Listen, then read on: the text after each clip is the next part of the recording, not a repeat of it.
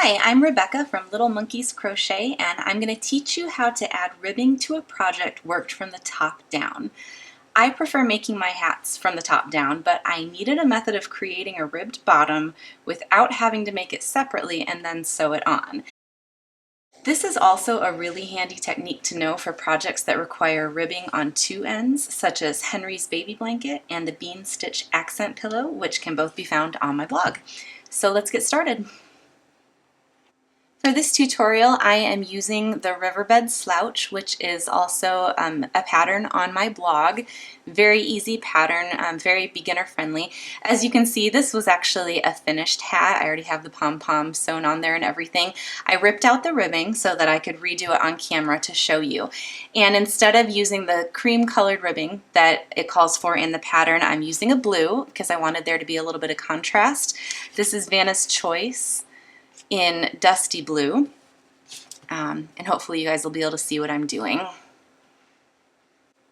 As you can see, I have already crocheted the final round of the hat, the body of the hat.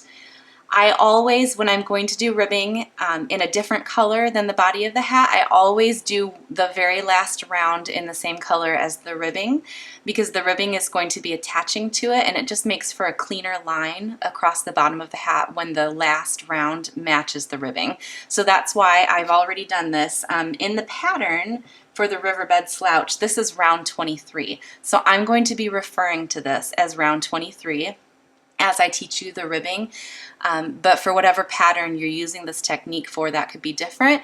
It's just the final round, or if you're doing a blanket, it's the final row before you start the ribbing is the round that we're going to be working off of. So in the pattern for the Riverbed Slouch, round 23 asked me to chain 1, single crochet in each stitch around, and join with a slip stitch to the first single crochet, and that is where I have left off right here. I've just made a join.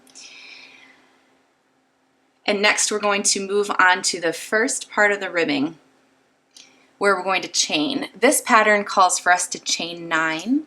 All you're doing is chaining as tall as you want your ribbing to become, plus 1 for the extra chain. So we're going to go ahead and chain 9. 1, 2, 3, 4, 5, 6, 7, 8, 9. So we have a chain 9 here. Now this could be different depending on the pattern that you're working on. Yours might ask you to chain 7, chain 5, chain something bigger. It doesn't matter. The technique is the same. What we're going to do next is we're going to single crochet in the second chain from the hook. So not this one, but this one. Single crochet, and then we're going to single crochet in each chain across. 1, 2, 3, 4, 5, 6,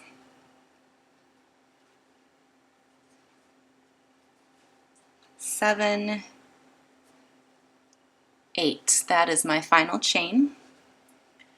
So I have this that's kind of hanging on by a thread there.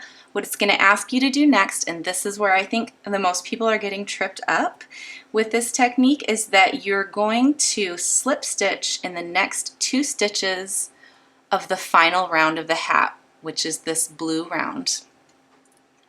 So what we're going to do is first we're going to slip stitch to the base of the chain, which is this stitch right here.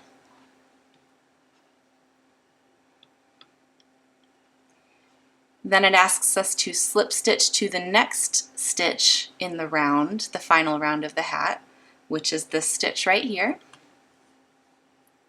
Slip stitch. Then it's going to tell you to chain 1. So what we have here is our chain 9 with 8 single crochets. We have a slip stitch, a chain 1. We're going to turn our work. That's row 1 of your ribbing. So the directions say skipping over the 2 slip stitches, and of course you're also skipping over that first chain. You're going to single crochet in the back loop only of the next 7 stitches. Skip the chain, skip the 2 slip stitches, and single crochet in the back loop only of the next 7 stitches. So that's 1, 2, 3,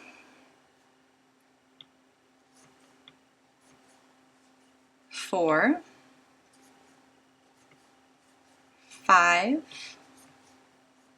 6, 7. Then it's going to tell you to single crochet in both loops of the final stitch.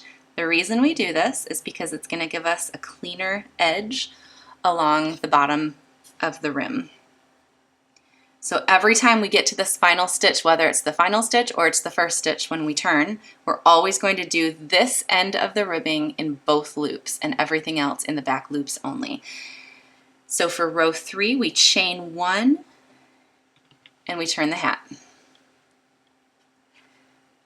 Single crochet in the first stitch, going through both loops here.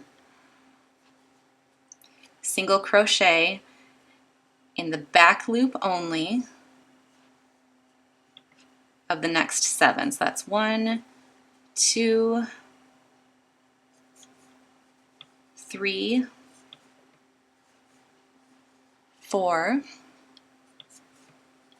5, 6, 7. You can already see that ribbing starting to form. Okay, so we're back to the slip stitches along the round. So what we're going to do is slip stitch in the next 2 stitches of that final round. This is another place that people are getting very tripped up. If you are trying to do this technique and you find out that your ribbing is starting to look really wavy and puckered and ripply, you are probably doing this part wrong. So I'm going to show you. When you are going into the next stitch of the round, it almost looks like this stitch right here is unworked. I'll show you guys this really close.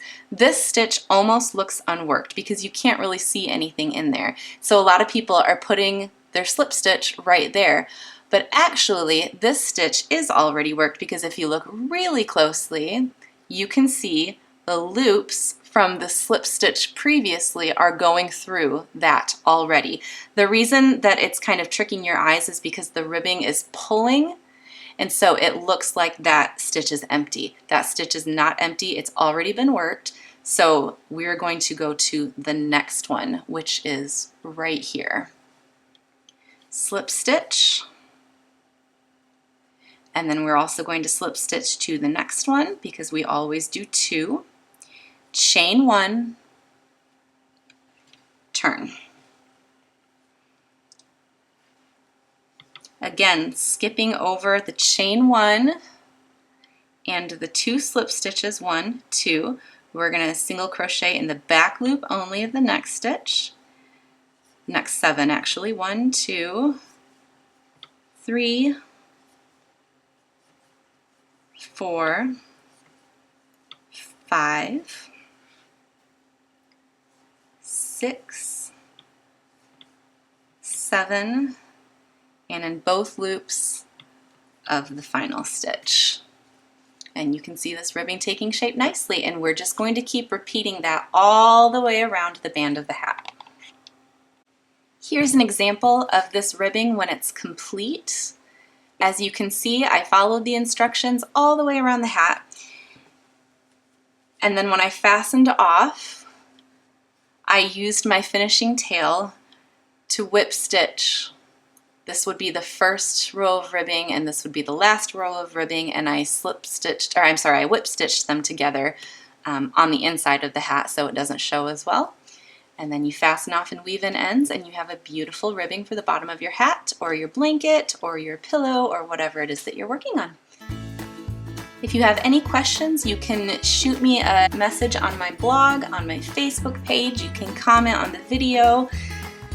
I'm gonna put all the links that I mentioned in this tutorial down below the video, so if you want to check out any of those patterns that I referred to, you can.